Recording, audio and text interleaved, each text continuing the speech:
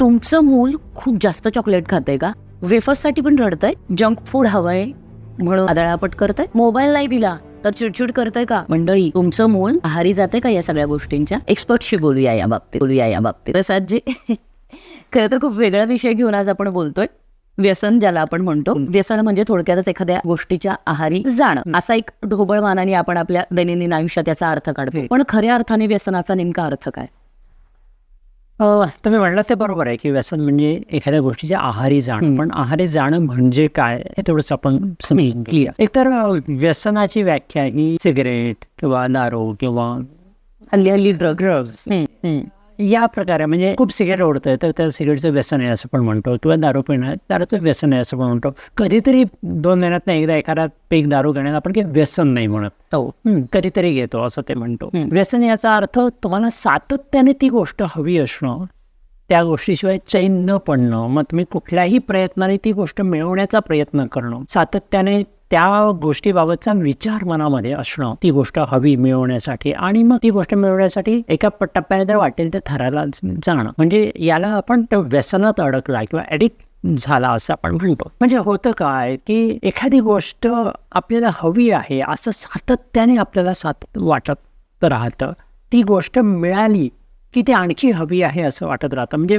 त्याच्यातनं समाधान नाही होत की एकदा मिळाली समाधान पुरे झालं, आता परत त्याची गरज नाही, असं नाही होत. ती सातत्याने त्या गोष्टीच्या आपण मागे लागलो तर तेव्हा आपण असं म्हणतो की आपण व्यसनात अडकलो, ॲडिक्ट झालेलो आहे. म्हणजे त्याला शास्त्रीय परिभाषेमध्ये अनेक शब्द आहेत, आपण त्याच्यामध्ये आता जायला नको. आपण ढोबळ मानाने हे असं समजून घेऊया की ती वस्तू मिळाल्याशिवाय मला चैन पडत नाही, आणि मिळाल्यानंतर पुन्हा ती वस्तू कशी मिळेल, ती गोष्ट कशी मिळेल ह्याच्याच विचारामध्ये असणं, आणि त्याच्यासाठी सातत्याने मग वाटेल ते तुम्ही आता म्हणलात तसं की आदळापट करणं किंवा अस्वस्थ राहणं, हे म्हणजे आपण थोडक्यात त्या गोष्टीच्या ॲडिक्शनकडे किंवा त्या गोष्टीच्या व्यसनाकडे आपण जातोय असं आपल्याला म्हणता येईल. मगाशी मी जसं म्हणाले सुरुवातीला की आपल्याकडे काय झालंय, व्यसन म्हणजे दारू, सिगारेट, आणि हल्ली जे समोर यायला लागले ते म्हणजे ड्रग्ज. तर या गोष्टींच्या आहारी जाणं म्हणजेच व्यसन का? की मी ज्या गोष्टी सांगितल्या की अगदी मुलाला सारखे चॉकलेट खावेसे वाटतात, किंवा त्याला सारखे वेफर्स खावेसे वाटतात, किंवा जंक फूड साठी ते सारखं आईबाबांच्या मागे लागले की मला ते हवंच आहे. तर या सगळ्या गोष्टी पण व्यसनांमध्ये मोडल्या जातात का? खरं तर हो, असं म्हणायला हरकत नाही. ह्याचं कारण असं आहे की आपण थोडंसं जर ही गोष्ट विस्ताराने बघायची असेल तर मुळात एखादा माणूस एखाद्या गोष्टीच्या व्यसनाकडे का वळतो?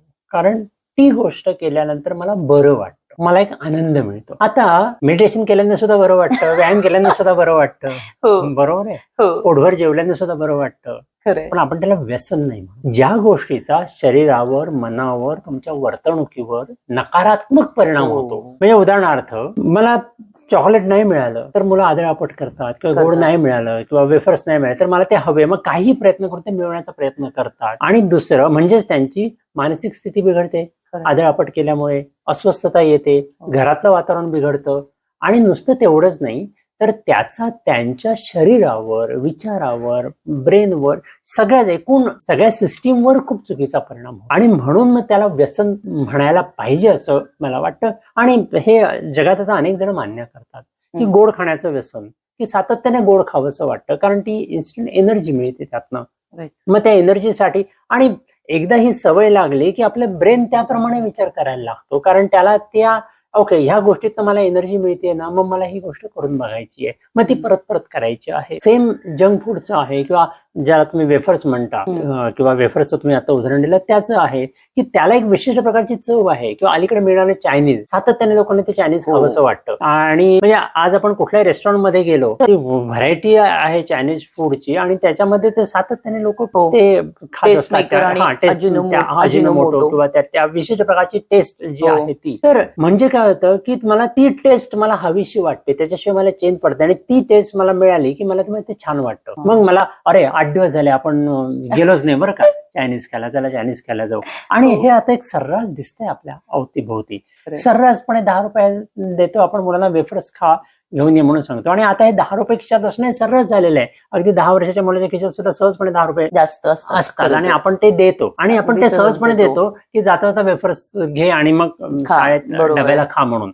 आणि त्याचं रूपांतर मग त्या सवयीमध्ये कधी होतं आणि मग ते त्याला त्याच्याशिवाय चैन हळूहळू पडणं म्हणजे व्यसनाकडे कधी जातं हे लक्षात आपल्याला येत लक्षातच येत नाही. त्यामुळे फक्त ड्रग, फक्त दारू, फक्त हो. सिगरेट हे खूप लांबची गोष्ट आहे. फोन, मोबाईल हे आता व्यसनच हो. झालेलं आहे त्याचं. आणि हे आपल्याला जाणीवपूर्वक, आणि आपण जर टीनेज मुलांचा विचार करत असो या वयातल्या 10, 11, 12, तर ह्याचं प्रमाण प्रचंड होताना दिसतंय आपल्याला की या प्रकारच्या ही मुलं दारू सिगरेटच्या आहारी नाही जात आहेत, पण या गोष्टींच्या आहारी जात आहेत. खरंय. आणि या गोष्टींच्या आहारी जाणं त्यांना थांबवायचं कसं कळत नाहीये. ना त्यांना स्वतःला थांबवता येत आणि ना त्यांना त्या वस्तू थांबवू देत, कारण त्या वस्तू त्याच्यासाठीच आहेत. खरंय, खरंय. हा प्रश्न आहे. सो आता जसं आपण म्हणालो तर या व्यसनांचे काही प्रकार वगैरे आहेत का? म्हणजे कशा अर्थाने म्हणतात? अशा अर्थाने की जसं आपण म्हणतोय की दारू आहे, सिगारेट आहे, ड्रग्ज आहे, हा, म्हणजे खाणं-पिणं तसं आहे. तसं तसं किंवा- आपण आता हा. म्हटलं तसं की गोड खाण्याचं, की गोड खाणं किंवा ह्या प्रकारचे ज्या गोष्टी आहेत की ज्या तुम्हाला आता तुम्ही बघा की मुलांना सातत्याने गोड खावंसं वाटतं. चॉकलेट चॉकलेट्स स्पेशली, हो. किंवा बाजारात मिळणारे जे त्याला केक, गोड कोटे, केक, पेस्ट्री, केक, पेस्ट्री, प्रचंड प्रमाणामध्ये साखर असते त्याच्यामध्ये, जी साखर तुम्हाला पटकन एनर्जी देते, मगाशी मी म्हटलं तसं. आणि मग ते शरीरालाच ती सवय लागते की झटकन एनर्जी मिळणाऱ्या गोष्टी घ्याव्यात.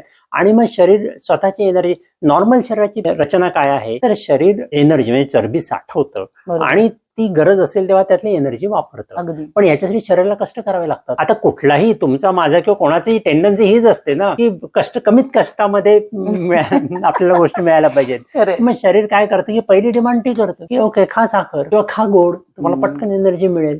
आपण चहा पितो काय, पटकन एनर्जी मिळेल, कारण त्याच्यामध्ये साखर असते, ते स्टिम्युलेट करतं. आणि मग होतं असं की म्हणजे हा एक प्रकार झाला. किंवा दुसरा प्रकार जसा वेफर्स खाण्याचा आहे, सेम तसंच आहे, ती झटकन एनर्जी देणारी गोष्ट आहे. तिसरा प्रकार मोबाईल आहे. होतं कसं, मोबाईलमुळे काय होतं, आता हे खाण्यातून एनर्जी मिळते, मोबाईलमुळे मेंदूला बरं वाटणं नावाची एक गोष्ट आहे की ज्याच्यामुळे आपल्याला आनंद होतो. फिलिंग ढगात म्हणू आपण. हा, की मला काहीतरी बघितलं की बरं वाटतं, मला काहीतरी ऐकलं की बरं वाटतं. तर तसं तो मोबाईलचा भाग आहे की मग त्यातले रील्स बघितल्याने की त्यातून मला कळतं काय, मे बी फारसं काही कळत नसेल, पण कुठेतरी काहीतरी माझ्या मेंदूला बरं वाटतं किंवा त्याच्या कुठल्या तरी माझ्या त्या मेंदू मधल्या जाणीवा सुखावतात. आणि मग असं होतं की मेंदू परत परत परत परत त्या गोष्टी करायला लागतो. आणि म्हणून तुम्ही बघा ना की एकदा तुम्ही जर ते रील बघायला सुरुवात केलीत ना की तुम्ही फक्त स्क्रोल करत राहता, तुम्ही थांबतच नाही. किती वेळ जातो ते किती वेळ जातो तुम्हाला कळत नाही, कारण त्याची रचना तशी आहे. आणि हे जेव्हा तुम्हाला कधी थांबायचं कळत नाही किंवा स्वतःला थांबवू शकत नाही, याचा अर्थ तुम्ही ऍडिक्ट झाला. आणि आज हे मुलांमध्ये पण आपल्याला दिसतंय की 5 मिनिटं 10 मिनिटं ते थांबतच नाही, किंवा थोडा वेळ झाला की परत त्यांना ते काहीतरी बघायचं असतं, सातत्याने ते अपडेट चेक करायचे असतात. आणि ह्याचे होणारे परिणाम आहेत ते भयानक आहे. आणि म्हणून व्यसनांचे जे तुम्ही प्रकार म्हणताय तर हे सगळे व्यसनांचे, ही सगळी व्यसनच आहेत, हे सगळे ऍडिक्शनच आहे. आणि त्याकडे आपल्याला पालक म्हणून खूप सजगतेने बघायला पाहिजे, आपल्या मुलांकडे लक्ष द्यायला पाहिजे की ते नेमके काय करतायत, इव्हन स्वतःकडे. अगदीच की आपल्याला गोड खाल्लं नाही तर अस्वस्थ वाटतंय का, आपण बराच वेळ चहा प्यालो नाही तर अस्वस्थ वाटतंय का आपल्याला. म्हणजे मधल्या काळात ना प्रसादजी, रील वरती आणि ओव्हरऑल इन्स्टाचे रील्स म्हणूयात आपण किंवा युट्यूबचे रील्स म्हणूयात, त्याच्यावरती मोटिवेशनल काहीतरी बघावं असं मला सारखं वाटायचं. आणि ते बघितलं की मला छान वाटायचं. आणि समजा ते नाही बघितलंय काहीतरी मी, तर मला लो फील व्हायचं.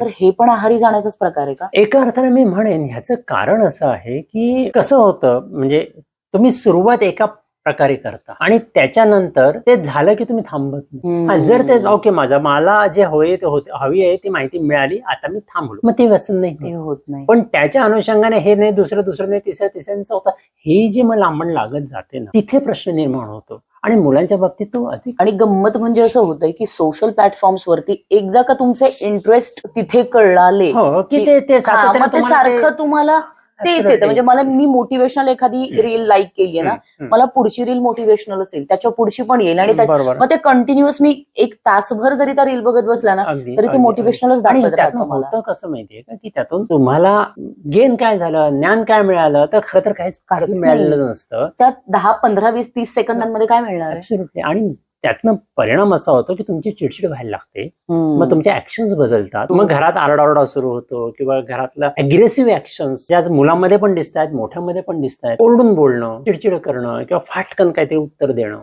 तर हे जे काही होतं ना, हे असं काही वेळेला होतं. उदाहरणार्थ मला खूप भूक लागलेली असते, असं असतं, अशा वेळेला हे होतं. म्हणजे त्यामुळे होणं वेगळं आणि या प्रकारे म्हणजे जो फटीग आलेला असतो मेंदूला त्या प्रकारे होणं वेगळं आणि बरोबर. हे व्यसनाकडे जाणं. प्रसादजी, खरं तर माझ्या लहानपणी किंवा तुमच्या लहानपणी आपल्या पालकांना हा प्रश्न नव्हता की व्यसनं होत आहेत किंवा घडतायत आपल्या आजूबाजूला किंवा आपली मुलं करतायत किंवा शेजारपाजारची मुलं करतायत, ही चिंता त्यावेळेला त्यांना नव्हती. पण आज ही चिंता प्रत्येक पालकाला भेडसावते. तर यामागे बदललेली परिस्थिती कारणीभूत आहे असं वाटतं का, किंवा एक्झॅक्टली काय कारणीभूत असेल? हो, बदललेली परिस्थिती आहेच आणि जसजसा काळ पुढे जातो तेव्हा ती बदलत राहणार आहे हे तर असणारच आहे. मुख्यतः आपल्या लहानपणी म्हणजे साधारणतः म्हणून एक 20-25 वर्षामागे काय होतं तर एकतर आजच्या सारखी व्यवधानं नव्हती. दुसरी गोष्ट म्हणजे तेव्हा आपण भरपूर खेळायचो. खेळातून एनर्जी भरपूर प्रमाणात बाहेर पडायची. म्हणजे शाळा, अभ्यास आणि खेळ हेच खरं तर मुख्य होतं आणि घरातली 4 कामं. ह्याच्या पलीकडे व्यवधानं खूप कमी होती. आज जर आपण बघितलं तर परिस्थिती इतकी बदललेली आहे की मुळात कोणाकडे वेळ नाहीये, मुलांसोबत घालवायला वेळ नाहीये, मुलांना सातत्याने कुठे ना कुठे गुंतवून ठेवण्याच्या मागे पालक असतात. तिसरी गोष्ट म्हणजे एक्सपोजर प्रचंड वाढलेलं आहे. आज या टेक्नॉलॉजीमुळे कुठल्याही कोपऱ्यात घडलेली कुठलीही गोष्ट ही पालकांना, मुलांना, सगळ्यांना माहिती असते आणि मुलं तर त्याच्यामध्ये जास्त अपडेट असतात आजच्या काळामध्ये. दुसरी गोष्ट अशी आहे की एक्सपोजर वाढल्यामुळे होतंय काय की साहजिकपणे म्हणजे जो मुलांचा वयाचा काळ की जिथे सगळ्या गोष्टी मला करून बघायच्यात असं वाटतं, 10, 11, 12, 13, 14 आणि ते करून नाही बघितलं, इतरांनी केलंय तर मी कुठेतरी मागे आहे असं वाटतं. या वयामध्ये या सगळ्या गोष्टी मुलांच्या समोर येतात. आणि दुसरं हे एक वय असं आहे म्हणजे साधारणतः टीनएजचं की जे थ्रिलिंगचं वय आहे. मी काहीतरी वेगळं करतोय, मी काहीतरी थ्रिल करतोय. आपल्या लहानपणी तसं वाटायचं, त्यामुळे आपण खेळामध्ये काहीतरी थ्रिल करायचो किंवा खेळामधल्या वेगवेगळ्या अचिव्हमेंट कडे स्वतःला नेण्याचा प्रयत्न करायचो कारण त्याच्यात थ्रिल होतं. आज ही थ्रिलची कन्सेप्ट ह्या माध्यमातून घेतली जाते की मला किती नव्या गोष्टी माहिती आहेत किंवा मी किती अपडेट आहे किंवा माझ्याकडे किती चांगल्या क्वालिटीचा मोबाईल आहे. ह्या सगळ्या गोष्टी एक थ्रिल म्हणून बघितल्या जातात. होतं असं की पालकांना काळजी वाटते ह्याचं कारण मुळातच असं आहे की हे जे प्रचंड मोठ्या प्रमाणात एक्सपोजर आहे अनेक गोष्टींचं दिलेलं, त्या एक्सपोजरला सामोरं कसं जायचं हे मुलांना न शिकवता जेव्हा आपण त्यांना हे सगळं एक्सपोजर मध्ये पाठवतो तेव्हा साहजिकपणे ती त्यांना हवी त्या प्रकारे ते स्वतःला घ्यायला जातात आणि त्यामुळे ही काळजी खरं तर जास्त आहे. दुसरी गोष्ट अशी आहे याच्यामध्ये एक खूप करणारी गोष्ट आहे ती प्रचंड प्रमाणामध्ये आहे की तो करतोय आणि मी नाही करत आहे तर ह्याचा अर्थ मी सामाजिक दृष्ट्या कुठेतरी खालच्या पातळीवर असतो आणि हे मुलांमध्ये तर खूप मोठ्या प्रमाणात असतं. पण मोठ्यांमध्ये ते जाणवतं पण मुलांमध्ये तर ते खूप मोठ्या प्रमाणात असतं. त्यामुळे दुसरं काहीतरी करतोय तर त्याच्या बरोबर जाण्यासाठी मी पण त्या गोष्टी करणं आणि म्हणून ही सगळी काळजी किंवा ही सगळी बदलत्या परिस्थितीची काळजी जास्त आहे. जसं तुम्ही म्हणालात की सोशल प्रेशर आहे, at the same time peer pressure सुद्धा. हा, पियर प्रेशर, सोशल प्रेशर याचा अर्थ पियर प्रेशर असेल म्हणजे आपल्या त्या मूळ ज्या भोवतालात वावरतंय त्यातून येणारं ते प्रेशर आहे. तिसरी गोष्ट त्यामुळे करायला काय लागेल तर मुलांची एनर्जी ही योग्य प्रकारे चॅनलाइज होईल. मग ती खेळामध्ये असेल किंवा त्यांना जे काही सगळं करून बघायचं आहे ना तर ते करून बघणं म्हणजे ह्याचा अर्थ स्वतःला समाधान होईपर्यंत त्या गोष्टी करणं. मुख्यतः खेळ, मुख्यतः मेंदूला चालना देणारे खेळ, त्यांच्या शरीराला चालना देणारे, शरीर वापरून म्हणजे शरीराच्या क्षमता वापरून करण्याच्या गोष्टी ह्या जितक्या करतील तितकं आपोआप ह्याची गरज कमी व्हायला लागेल की या प्रकारच्या ऍडिक्शनची किंवा या प्रकारच्या. आणि मग पालकाने इतकी काळजी नाही राहणार की हो बाबा माझं मूल भरपूर खेळतंय, माझं मूल खेळून संध्याकाळी दमतं आणि छान झोपतं. ही गोष्ट फार महत्वाची आहे. नाही म्हटलं तरी भवताल आणि परिस्थिती बदलली हे आपल्याला मान्य. नाही, ती बदललेलीच आणि ती बदलतच राहणार आहे. त्याला तुम्ही थांबवूच शकणार नाही. त्याच्यामध्ये तुम्ही कसं स्टेबल राहायचं याचा विचार आपल्याला करायला लागेल आणि त्यामुळे भोवतालच्या बदलत्या परिस्थितीकडे आणि त्याच्या परिणामांकडे आपल्याला मोठ्यांना, पालकांना, मुलांभोवतालच्या मोठ्यांना सजगपणे बघायला लागेल. आपलं मूल त्याच्यामध्ये काय प्रकारे वावरतंय, त्या परिस्थितीला ते कशा प्रकारे पाहतंय, त्या परिस्थितीचं रिफ्लेक्शन त्याच्या मनात काय होतंय हे सातत्याने चेक करत राहावं लागणार आहे, जे पूर्वी करायची गरज नव्हती. बरं, पूर्वी पालकांचा आणि मुलांचा, त्यांच्या मित्रांचा खूप कनेक्ट होता. आज तो कनेक्ट कमी झालाय. वेळ नाही हे कारण आहे, त्याचं पर्याय उपलब्ध. ऍब्सोल्युटली. त्यामुळे सारखं ऑनलाईन हा पर्याय नाहीये. ऑनलाईन आम्ही सगळ्यांना एकमेकांना माहिती आहे, त्याचे मित्र माहिती आहेत नाही, त्यांना घरी बोलवा, त्यांना समजून घ्या, तुम्ही त्यांच्या घरी चला. यातून ते मूल कोणामध्ये वावरतंय, ते मुलं एकत्रितपणे काय विचार करतायत, कारण ते चूक का बरोबर किंवा मुलांना दोष देण्यात पॉईंट नाहीये. ते काय करतात ते समजून घेतलं तर आपल्याला त्याच्यावरती ऍक्शन्स घेता येतील. व्यसनाच्या आहारी गेलेलं मूल किंवा एकूणच या सगळ्या सवयींच्या पूर्णतः आहारी गेलेलं एखादं मूल आहे, तर त्याची लक्षणं नेमकी काय? कारण जसं तुम्ही मगाशी काही बेसिक लक्षणं त्यांची सांगितली होती मला, तर मुख्य लक्षणं अशी कोणती आहेत की गेले मूल आहारी गेले बाबा, पालकांनी सजग होणं गरजेचं आहे? आपल्याला या मुद्द्याचा ना 3 टप्प्यात विचार करता येईल. म्हणजे एकतर आहारी जाण्याच्या आधीची जी स्टेज आहेत ना, की हो बाबा त्या आहारी जातंय, त्या ट्रॅकवर आहे आणि त्याची सुरुवात झालेली आहे. म्हणजे साधी गोष्ट, आपण काही गोष्टी लक्षपूर्वक बघूया की मुलं काही गोष्टी मिळवण्यासाठी सातत धडपडतायत का? म्हणजे सातत्याने मोबाईल हवाय म्हणून आदळआपट करतायत का?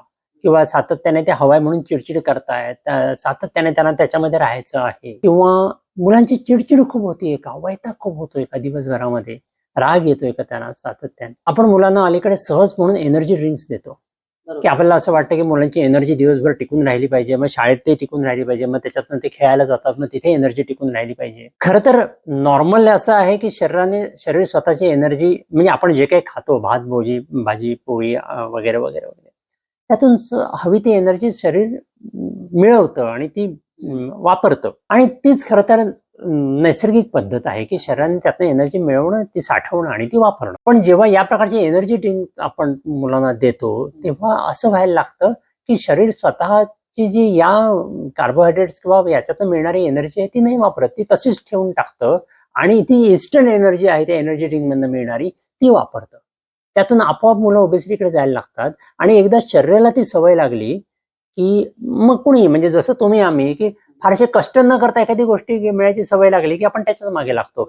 सेम शरीर करतं. आणि मग ते सातत्याने मला ते एनर्जी ड्रिंक हवंय. म्हणजे मी आता एक वर्कशॉप मुलांचा घेतला होता आणि त्याच्यातली मुलं, बहुतांश मुलं, ती खिशात ते छोटे छोटे एनर्जी ड्रिंकचे सॅचे घेऊन असायची आणि दर एक 15-20 मिनिटांनी, अर्ध्या तासाने तर सॅसे, बरं ते काय 2-5 रुपयाचे सॅसे होते, त्यामुळे आपणही खरं तर ओके बाबा हे 10 रुपये घे आणि 2 घे असं म्हणतो. पण होतं असं, ते ऍडिक्शन कडे जाणं आहे की दर 15-20 मिनिटांनी ते कुठेतरी बाजूला जायची आणि त्यातला एक सॅसे तोंडात टाकायची, पाणी प्यायची आणि यायची, किंवा नुसताच ते चगळत बसायची. किंवा चिंगम अलीकडे जे मिळतं ते सातत्याने, मी असं अनेक मुलांना बघतोय की ते सातत्याने ते चिंगम तोंडात, ते एकतर गोड असतं, त्याला गोड कोटिंग असतं आणि मग ते छान वाटतं. म्हणजे ते मेंदूला की मला ते छान वाटण्याची जाणीव आहे. आणि हळूहळू असं होतं की आपण त्या ऍडिक्शन मध्ये कधी जातो आपल्याला कळत नाही. पहिली गोष्ट म्हणजे आपली मुलं ह्या प्रकाराच्या डिमांड करायला लागली आहेत का? त्यांची चिडचिड होते का? ती गोष्ट मिळवण्यासाठी सातत्याने मग काही करून ती गोष्ट मिळवण्यासाठी प्रयत्न करतायत का? मग ते वेफर्स खाणं असो किंवा मग ते रेग्युलर हॉटेलमध्ये जाणं असो, तिथे जाऊन त्या विशिष्ट चवींचे चायनीज सारखे पदार्थ खाणं असो, गोड खाणं असो, किंवा मोबाईल बघणं असो. सो हे जर त्यांची चिडचिड होत असेल, त्यांची अस्वस्थता होत असेल, त्यातून ते आदळआपट करत असतील, तर ही अलार्मिंग गोष्ट आहे. ही सगळ्यात पहिली, की आपलं मुलं हे करतंय का, याचा अर्थ ते असं कुठेतरी अडकण्याची शक्यता आहे. हे पहिलं अलार्मिंग आहे. दुसरी गोष्ट म्हणजे त्याच्या पुढचा टप्पा, की हो ते काही करून हे मिळवतंय. म्हणजे मग काय होतंय, ते आई वडिलांना नाही दिलं घरातून, ते दुसरीकडे मिळवण्याचा प्रयत्न करतोय, त्याच्यासाठी खोटं बोलतंय, अस्वस्थ राहतंय, एखादी गोष्ट नाही मिळाली तर सातत्याने, मग त्याचं कुठेच लक्ष लागत नाहीये, आपण बोलतोय तरी त्याचं लक्ष नाहीये, दिवसात खूप वेळा चिडचिड होतीये, सकाळी उठलं तरी ते चिडचिडलेलं असतं किंवा उठलं तरी अंगात उत्साह नसतो. ह्या सगळ्या गोष्टी, म्हणजे हे ना मी दारू सिगरेट ह्याच्याविषयी नाही बोलत आहे, हे मी रोजच्या ह्या गोष्टींसाठी बोलतोय. आपल्याला एक लक्षात घ्या, आपल्याला नॉर्मल आपली इच्छा काय असते, तर आनंदी राहावं. मुलाने आनंदी राहावं असं आपल्याला वाटतं, आपणही आनंदी राहावं असं वाटतं. हा आनंद कशातनं येतो, तर हा आनंद एका बाजूला ज्ञानातनं येतो, एका बाजूला तुम्ही काहीतरी चांगलं ऐकलं, चांगलं समजून घेतलं तर त्यातून येतो. ओके, क्रिएटिव्ह मधनं येतो. आणि दुसऱ्या बाजूला हा जो आनंद आहे, हा की जो खोटा फसवा आनंद आहे, की ते हा ज्याला आपण फील गुड म्हणतो ना, पण एकदा त्याची सवय लागली की साहजिकपणे तो, कारण तो खूप कमी कष्टामधनं मिळणारा आहे, साहजिकपणे आपला मेंदू, आपली टेंडन्सी तशीच व्हायला लागते आणि मग आपण त्याचं रूपांतर कधी व्यसनात होतं आपल्याला कळत नाही. आणि हे आपल्याला आता भोवताली दिसतंय. आणि म्हणून पालकांनी ह्याच्याकडे, हे अलार्मिंग का आहे, कारण मग त्याचा परिणाम पुढे काय, ज्याला आपण नाही, त्यांच्या एकूण जगण्यावर, त्यांच्या लाईफस्टाईलवर, त्यांच्या विचारशक्तीवर आणि ह्या सगळ्यावरच होणार आहे. आणि म्हणून त्याला म्हणजे मी जसं मगाशी म्हणाले की पालकांना व्यसन म्हणजे काय, दारू सिगारेट आणि मॅक्सिमम ड्रग्स, त्याच्या पुढे झेपच नाही. आणि आत्ता मोबाईलचं व्यसन, जे की जेन्युअनली खूप काळजी करावं असंच वाटतं. याच्या पलीकडे या गोष्टी जात नाहीत. पण किती छोट्या छोट्या गोष्टी तुम्ही आता इथे कारण ना आपण काही गोष्टी नीटपणे लक्षात घेऊया. हे एक चक्र झालंय. आज मुलांवर खूप ताण आहे. त्यांना परीक्षेमध्ये उत्तम परफॉर्म द्यायचा आहे, कुठेतरी क्लासला जातील तिथे उत्तम परफॉर्म द्यायचा आहे, कुठेतरी गाण्याच्या क्लासला जातील तिथे उत्तम परफॉर्म द्यायचा आहे. आपण सगळी त्यांच्याकडनं उत्तमची अपेक्षा करतो.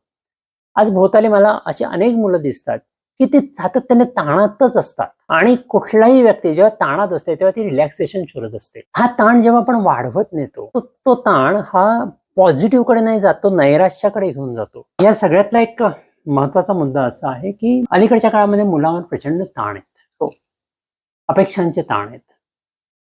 मग ते शाळेमधल्या अभ्यासाचे असतील, परीक्षेत पास होण्याचे असतील, परफॉर्म करण्याचे असतील. अलीकडे गाण्याच्या क्लासला मुलं जातात, पण त्यातनं काहीतरी त्यांना चांगला परफॉर्म करणं, नृत्याच्या असतील, गाण्याच्या असतील, कुठलेही असतील, खेळामध्ये असेल. सो ह्या अपेक्षांचे जे ताण आहेत ना, त्यातून एक प्रकारचं नैराश्य मुलांमध्ये येतं. गोष्टी नाही मिळाल्या की त्याचं नैराश्य यायला लागतं.